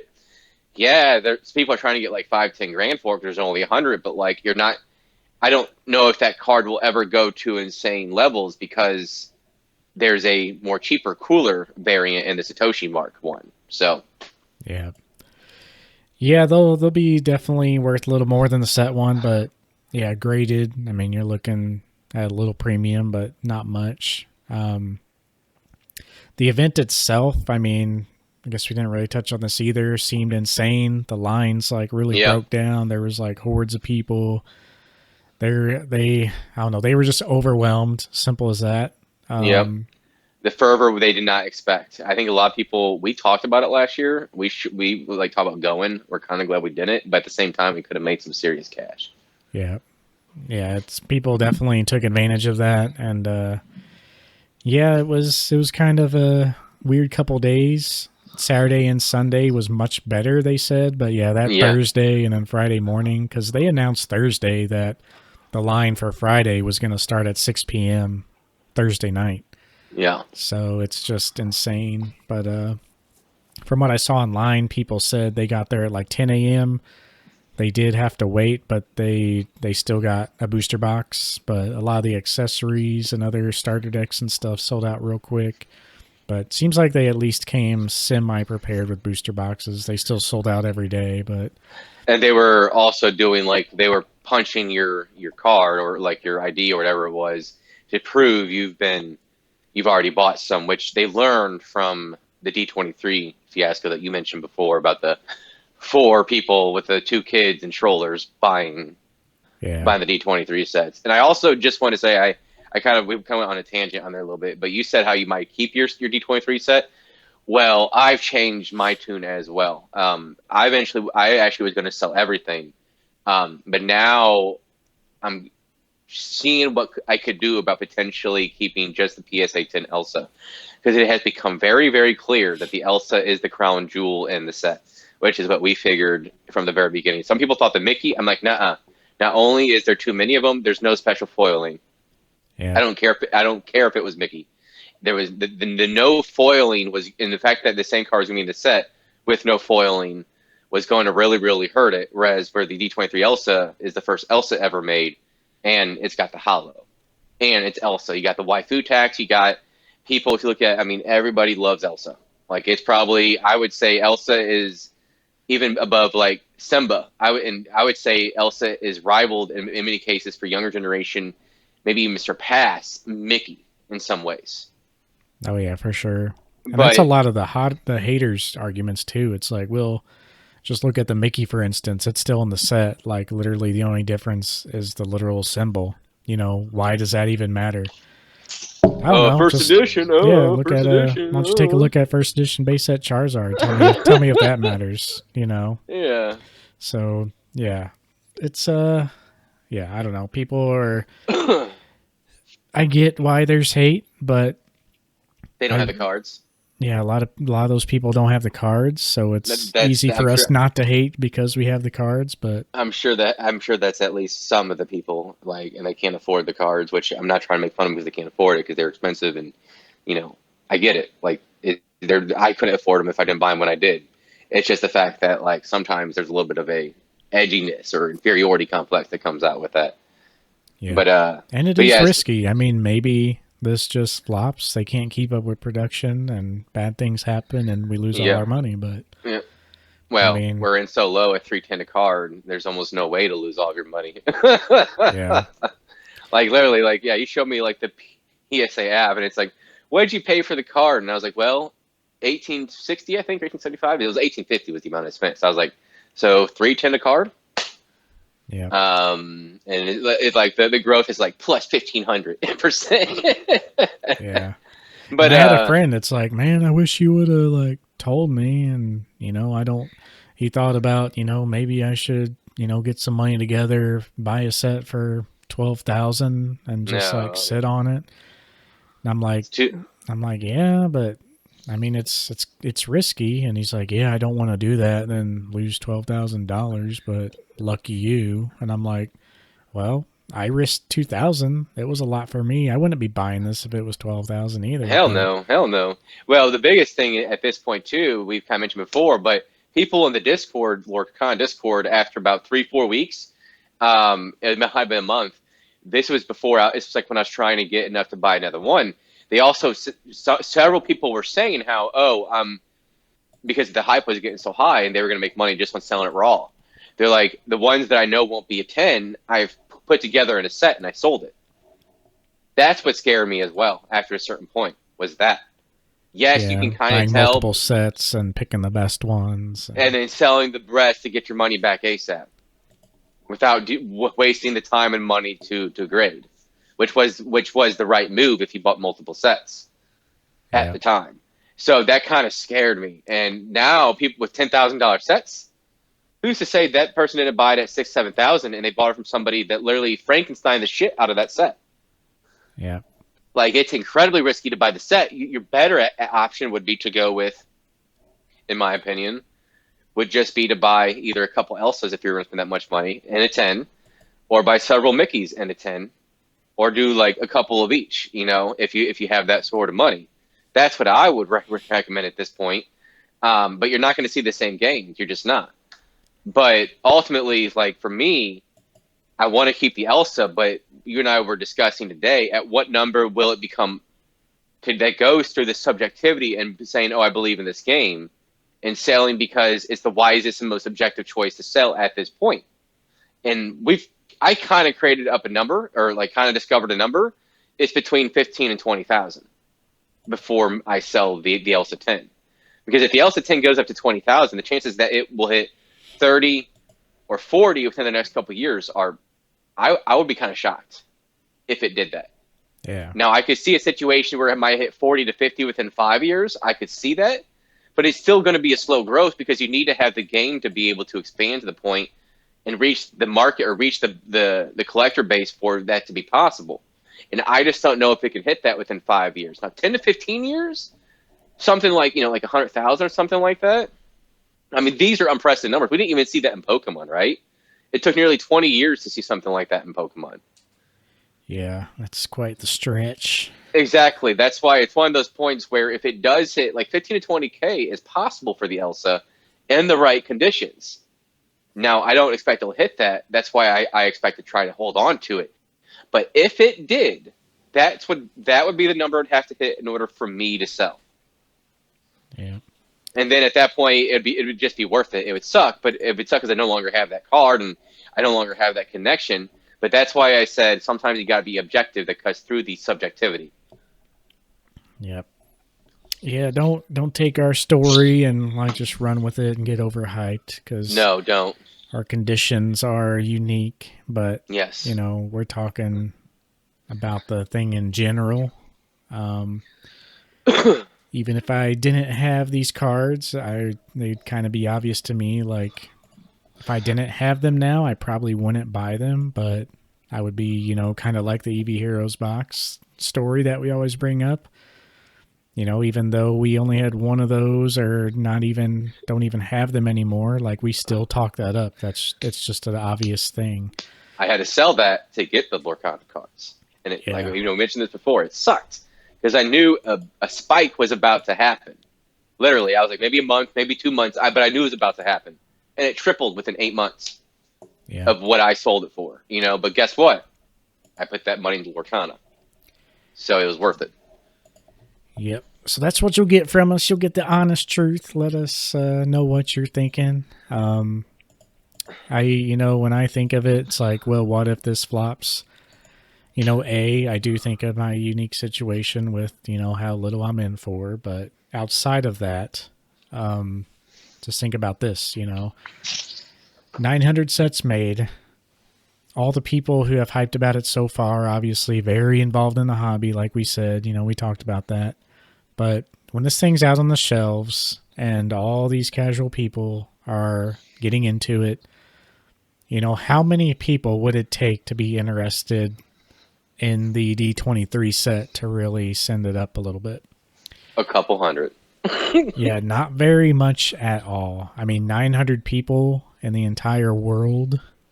And, you know, there's only 300 something of each of those cards graded. Less than that. So, yeah, just think of the numbers that way. I can't even go into Target and pass the toy section without overhearing a kid talking about Pokemon. Like, literally, this summer, I even texted Phillip about it. It's like 4 of the last 5 times I went into Target, which was like a month spread apart. I'm not in there very often, but, you know, well, of course, the baby section and the toy section are right there, so we'll walk through the area. But I overhear a kid talking about Pokemon, or, oh, Mom, look, there's Charizard. Like, I hear about a kid talking about Pokemon in Target more than I don't. So just think of like that with Disney. And on top of that, Pokemon, Yu-Gi-Oh! Magic, the upper end of the demographic at most is like 40. You know, with things like Pokemon and Yu-Gi-Oh!, you're talking more like 35. Well, Magic is closer to 50, but... Yeah, a little higher maybe. Yeah, Magic is closer to 50, but yeah, I would agree. For Pokemon, 40 would be old. I mean, I'm not saying if you're old, if you're 40, Yeah, but for like the hobby, like. Yeah, exactly. And yeah, so people, you know, you got people like Jin Mint, like thinking, you know, all these sports card conventions, like look how crazy expensive sports cards are now. Like kids today, they're still going crazy for sports, but nothing like Pokemon, nothing, you know, like these other games. Maybe it's going to be like a level playing field in the future.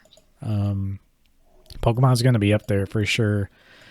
And yeah, just think of Disney also in the sense that, you know, there are people who are like lifetime fans. There are like 60-year-old people who grew up loving Disney. Like it just expands all generations already. And it's just even exacerbated by, you know, the last few generations. But it's going to be interesting times if they can just survive, like just be around. I mean, I think this has a very good chance of taking off and hanging out for a while. But, And I want to say, like, people who if you are listening to this, people are thinking about potentially getting into the D23 cards, I would say two things. One, think about it. Think, draw up the numbers, and then everything. Can you afford it? Are you going to stretch yourself to be able to buy it? If you're not, and if you believe in it as well as we do, might be worth going ahead and doing it. But think wisely about what you buy. Just keep in mind, don't stretch yourself. If you're committed, just don't overreach is all I got to say. But it will be worth it in our opinion, but just do not overreach on anything. Yep. Yeah, I imagine it going one of two ways. Like I looked, for scenarios. I think you're either going to have a bubble scenario or you're going to have like a steady, healthy scenario. Of course it could come out, it could flop. People say it sucks, card quality's garbage, no one buys it. They stop production after the first 3 sets, and these D23 cards go down, just for like nostalgia's sake or collector pieces. I mean, they might be a few $100s a piece. Absolute apocalypse scenario. But I think the worst case scenario is that this comes out, people are excited, it doesn't really take off like Pokemon hype back in the day, but it's just slow, steady. And these cards just have a slow growth. Mm-hmm. After the card game has been out about a year, hype dies down. Maybe these cards pull back a little bit. I could see it go up a little bit, actually, because people realize I could see it being slow like you, but I can see it potentially in a year or so going up to a new level because people realize that these were the ones that people should have went after. I could see a Japanese promos level hype on this. Yeah, it could be. I could see that route. I could also see a route where it just goes crazy in the first 6 months. So, yeah, I'm leaning towards more of one of two paths. Where it comes out, it's solid. The hype has been there. If D23 happened like this month, and the set came out in like, a month from now, it would, I think, be hype overload, and I think we would see a bubble. We could still see that now. That's one of the two scenarios, is that this comes out, people just get super excited. They're trying to buy all the product. They chase after the D23 cards. We just see an insane bubble, and then we just see like a downtrend. But I think even if we see that, kind of like you said, the cards won't go back to their norms, but it'd be just like Pokemon. 2020 hype went crazy. Things crashed and settled back down. You can buy stuff now for like some things 1/10 of the price as 2020 hype, but the lows are generally still higher than what they were selling for beforehand. So I think that's a very real scenario. If that happens, I'm going to be trying to sell in the bubble. And if that's just a new norm and I am not able to buy the cards back, then so be it. I'll just put that money in Pokemon. But the other scenario is that slow growth where like it comes out, people are excited, cards go up in value slightly, and then when everything kind of calms down, it's old news. The cards kind of go back, and they might not go as low as they were beforehand, but they'll settle back down, and then we'll have like a slow growth over the next 10 plus years. So I think those two scenarios are most likely, and the only reason like that slow growth one is what I think more likely will happen is because we've already seen like this high roller hype in the last year since D23 came out. But you could go back to that argument though that only the knowledgeable collectors are aware of that too. So how many? Just look at the D23 whenever promos whenever they got on eBay. Like it was maybe how many people do you think were actually buying? Maybe less than 50. Less than 50 people were probably buying these cards during that time. Yeah. Just to kind of keep that in mind, because I know a bunch of people. I know one person got as many as 7 sets. Yeah. So it's one of those things where some people were paying in cash and like in person for those. But yeah, I know other people actually bought 5-6 sets for $2,000-$3,000 a piece. So I mean, we only got one, but I think you're looking at just several dozen essentially that bought these sets. Like the people that were most familiar of this were Yeah. bidding or were buying. Or that family in front of that guy, you know, they bought 4. Like, are they even buying to grade? Or are they just buying it just because? They're probably just sitting in a storage, you know, Yep. box somewhere. Who That's knows? where I think a lot of the Mickey promos are at. And it's going to, like, by the time they get revealed, they're probably not going to be in the best condition because these were people that just got the promo. They put it somewhere in a bag or whatever. You know, it's all it takes to have the burn rate. So Mickey's is one of those ones where I could see be a slow burn in terms of like price increase because of that. Yeah. I know another guy separately from a box opening video, he has 4 sets as well. So, you know, just right there, that's 15 sets that are accounted for between 3 people. You know? Yep. And I don't think they're the same people either. No, they're not. You know, But because I forget one name is pretty clear. He doesn't have any channel. The other person, he doesn't have a channel. I know. So I mean, and then I know there's also somebody like Squeaks. I know he got several. He got at least 3, I think. I didn't know he got into it. Yeah, he got several. You know, I don't at this point since he has the cards. I think it's irrelevant if people know. But I mean, he doesn't listen to this anyways. But it's kind of one of those things. I know he has several. You know, people bought several that could afford it. I wish 3 was the magic number in my opinion. Yeah. But yeah, I guess that should wrap it up. That was Yeah. quite the Lorcana talk. Let us know your opinions. I know some people are, you know, there's the one buddy who's like, yeah, when you're talking about Lorcana, I'm just like, but hey, that's Well, good stuff. I have a friend that said he wish he would have bought it. Like I told him about it. Like as I bought it, like, hey, I think if you really want to make some money, I think this is going to be one of the best decisions you would make in the span of the next 12 months. And he's like, and then now every time I show him what the sales are like, he's like, damn it. Yeah, I told 2 people who were potentially interested too, but yeah, they waited around, which it is a lot. You know, we basically had to make the decision within a week. There was So no, yeah, there was no, do I do it? Do I stay or do I go? You know, and those things. And I was like, I believe in it. Click. I believe in the heart of the cards. Bye. yeah, true Disney fashion. There is a, do want to say real quick, I keep thinking of stuff that we were going to mention. There is a playmat that they had there at Gen Con. Yep. I'm glad you said something. Yep. So they do have playmats for sale. They did have tournaments though with the starter decks, and then I think they had a couple other things. But basically, the top 8 players in each of one of their events, from what I understand it, got a special playmat, and it has like the starter deck characters of each, or it has the characters of each starter deck featured on the playmat itself, like in this little banner like art. And yep, it's really cool. I'm pretty sure that was only made to be given out to the top 8 players. But no, it's a playmat, so it's not going to go as crazy as a card would, but it's definitely the key item from Gen Con, like the key collectible, but not so fast. So something that I didn't notice, but it was somebody in the Discord pointed out. There is no Gen Con stamp on it. oh, yeah. Yeah, meaning it could be something that they hand out at the event in Europe.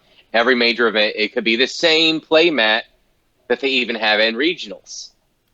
Not Yeah, saying that it could won't, be. not saying that it won't be like worth $100, but because there's no Gen Con, if there was a Gen Con stamp, I would agree with you. But it's one of those things that an individual pointed out, and I was like, oh shit, you're right.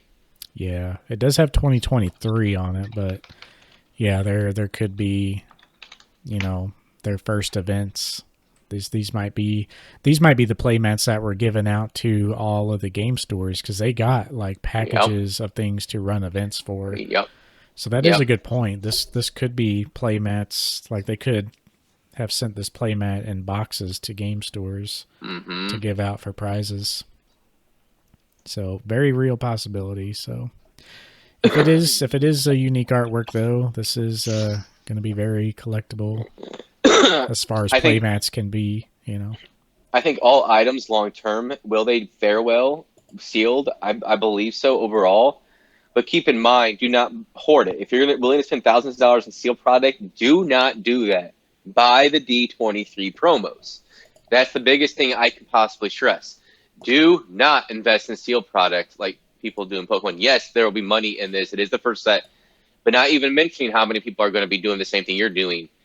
You're going to see more gains and larger gains quicker with the D23 promos than any seal product. Yeah. Because the cool thing about it is there's like it can't be resealed like you can with Pokemon. So it'll be very evident that it's been tampered with. That's why, because they did that, the seal product could potentially not be a sketch down the road. Yep.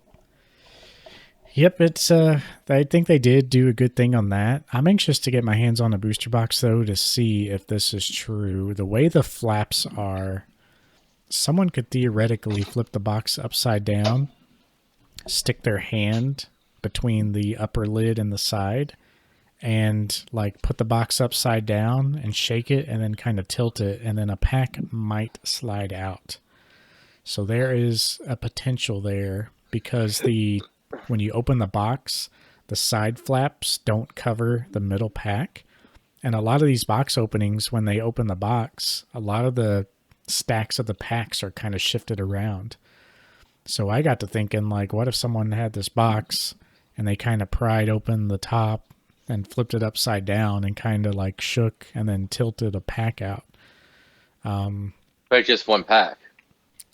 Well, potentially like a lot more packs. Like, you could do every pack like that and then shove different packs in, the same way you shook them out. Somehow figure out how to stack them in there tightly where the weight feels right. You never know.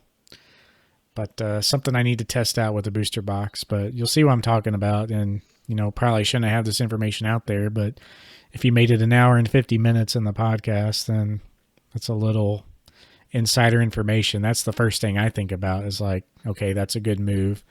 But, what are the problems with the packaging? So that's one potential problem I saw. I'll test it out if I ever get a booster box. But I do want to open some. Like, I do. Am I going to pay?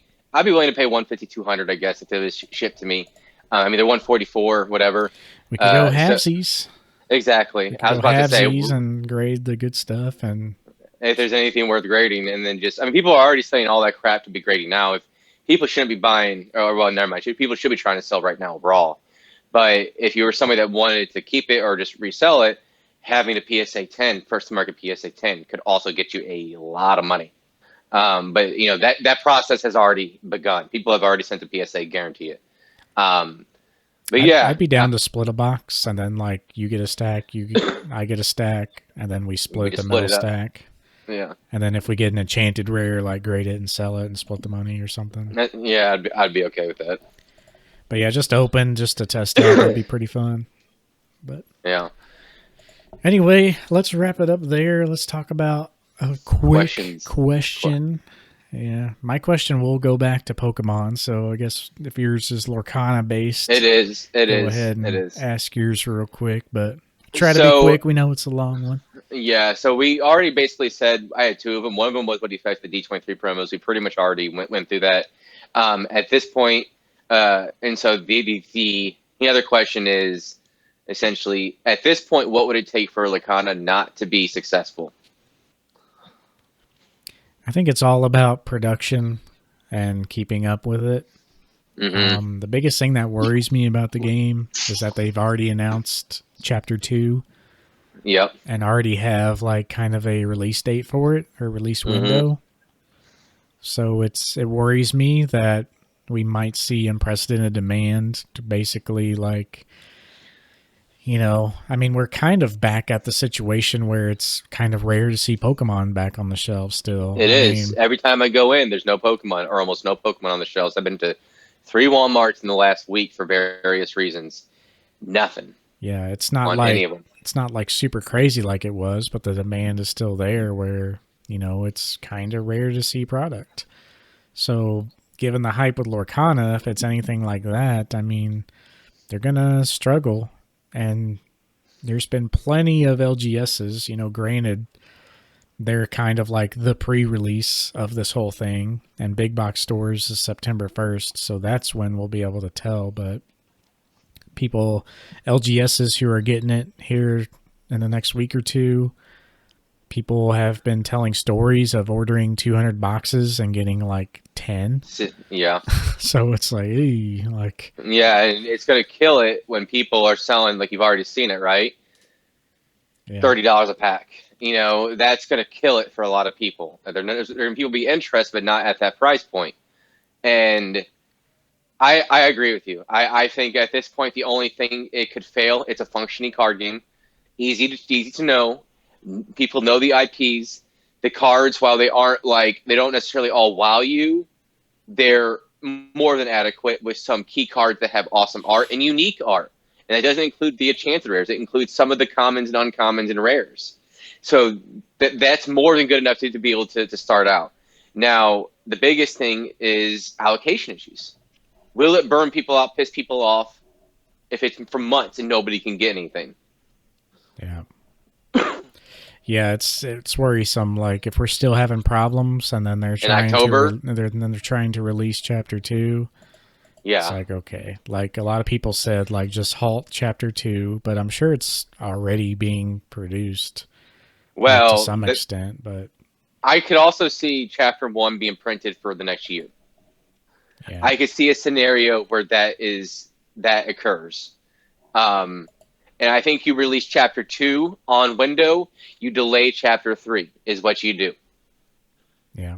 In my opinion, that's what I would do, is keep Chapter 2 on point, because you need more cards to be able to have the deck building capabilities. And yes, you can do that with one set, but it opens up the window with multiple sets. So I think it's one of those things where it depends on what things look like about early to mid-October, in my opinion. Because August it's going to be non-existent. Most of September it's going to be non-existent. How is it going to look like in sometime in October? If it's still really, really short, it's still crazy prices. Things are still just ridiculous. It's like 2020 hype all over again for Pokemon. There's going to be legitimate issues potentially on the long term of it. But I think people are dedicated enough with Disney that I think unless it's a colossal mess up, people will persevere and push through it. Yep. Yep, it's going to be pretty good, I think. It will be a struggle and growing pains at first. Everything they've done, they were kind of shocked with the turnout and the response, but I mean, they've done a good job. They had quite a few booster boxes. Seems like they ran out about 12 to 1 p.m. each day of booster boxes. And they opened at 10? Yeah, so that's quite a few for each day. They did do like they did D23, where they had a set amount for each day. So that's kind of smart of them. But yeah, it's going to be a wild one. So if you're just wanting to enjoy the product for what it is, just wait it out. Don't buy boxes for insane prices. If you're wanting it, don't go. If you're really, really wanting it, don't do anything over $250. That's about double. And that's about like 75%. Don't buy any booster box more than that. And that's only if you're really, really, really, really have to open. That's like, I would say 175 even. Well, I mean, for us, it's under 200, right? But for everybody else who really wants to open, I'd say no more than 250 just to be able to experience it. Yeah. But that's the thing. I think people are going to be paying those prices. That's why there's also frustration. But again, people persevered through it. There's so many people dedicated to it in Pokemon. Every single group was people complaining about, oh my God, scalpers. Okay, I guess I'll buy. Yeah. It's like okay. I really want to, see what it's about.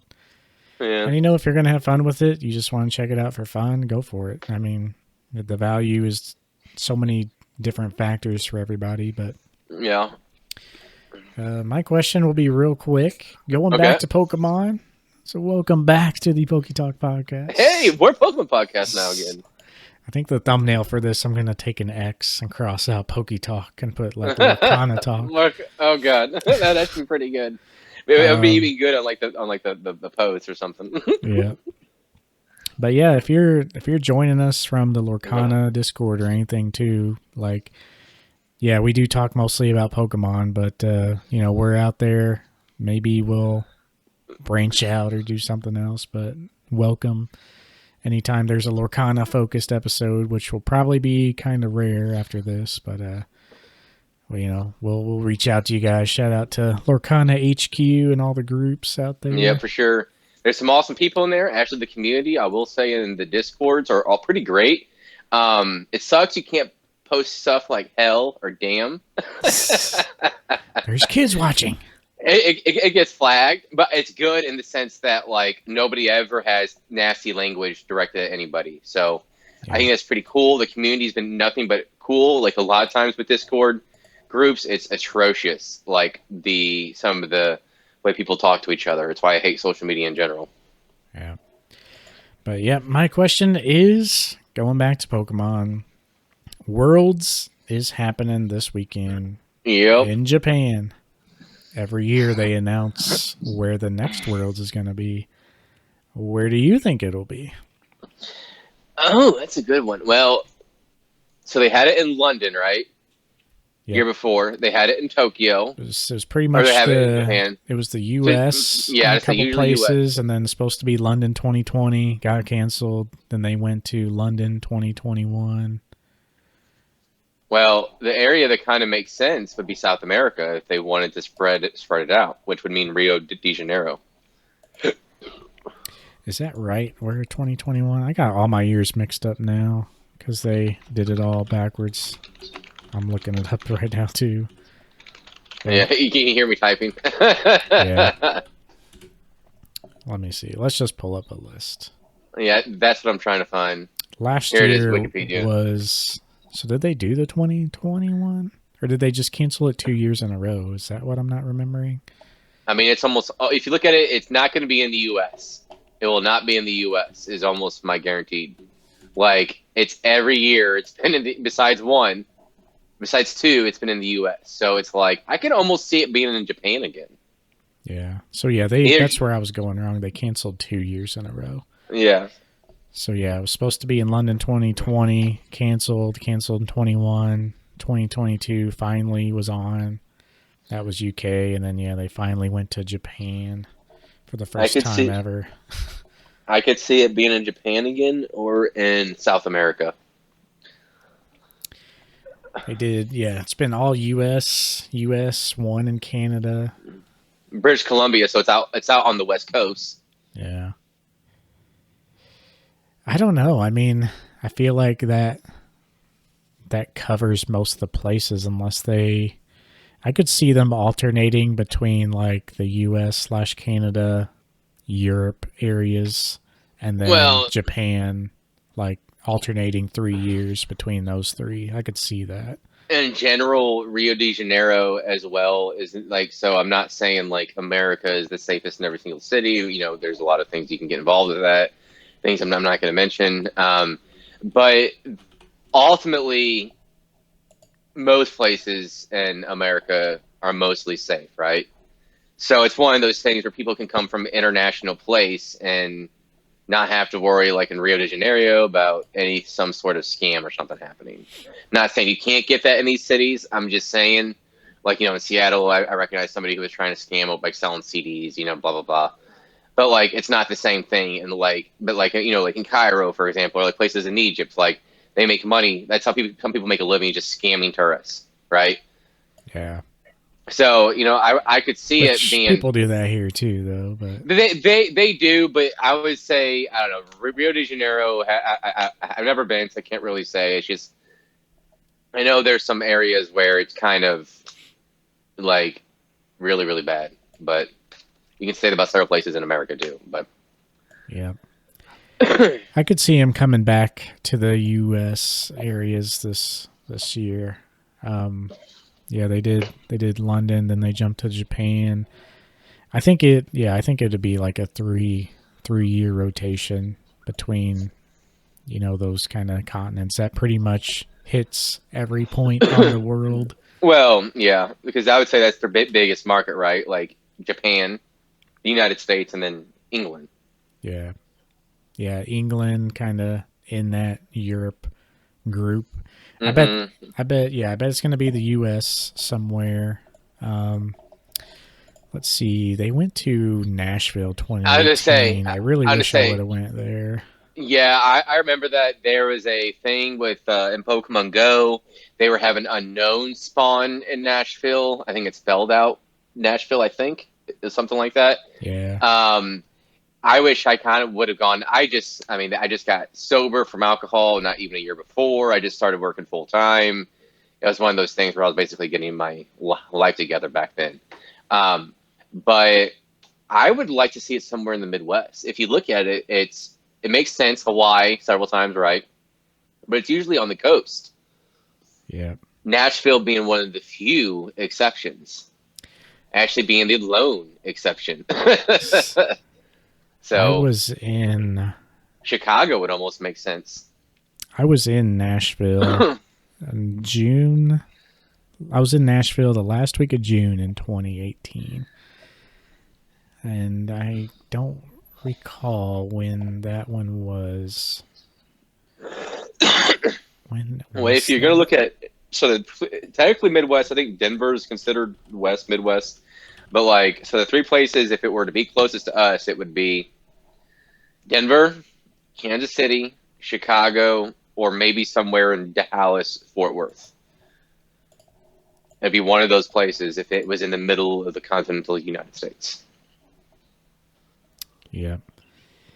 I missed Nashville by 2 months, but then they went to Washington, D.C. I bet it would be West Coast somewhere, maybe Vegas. I don't know. I could see Vegas. I could see I could Vegas. see Vegas, but I could also see them not picking Vegas because it's Vegas. It's like not very kid friendly. No. So maybe they would do Portland or Seattle. Portland, Seattle, or Denver, maybe. I'm not sure what kind of convention setups they have there, but if they got a place big enough, maybe one of those places. They do in Portland. I'm gonna say west side of the United States. Yeah. All right. And then I bet the year after that, I bet they go back to Europe, and I bet it's Germany or France. Yeah, be either Paris or Hamburg. Yeah. Yep. All right. We'll see if that comes true. But anyway, guys, thanks for listening. Thanks for putting up with our LORCANA talk, and we'll talk about some Pokemon next time. Woo! See you later. See y'all later. Y'all have a good one. Peace.